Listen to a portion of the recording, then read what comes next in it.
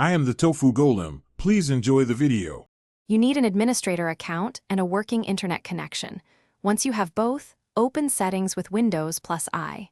Next, navigate directly to Time and Language, then Language and Region. You do this now because the display language and language packs install from here. Make sure to pause any large downloads so the language pack installs quickly.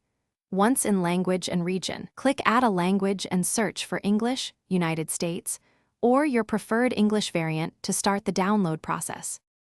After selecting the English variant, click Next and ensure Install Language Pack is checked. Also add optional features like speech and text-to-speech if you want full localization. You should check Set as My Windows Display Language before installing so the system prepares the UI files. Click Install and wait.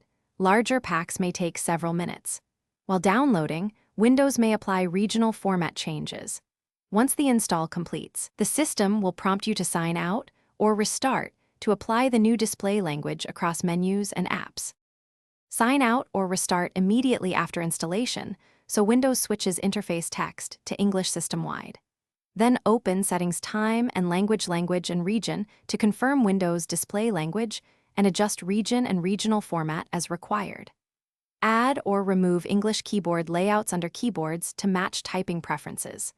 If some elements remain untranslated, make sure optional language features finish downloading. If problems persist, remove the English language, restart, then re-add and reinstall the language pack.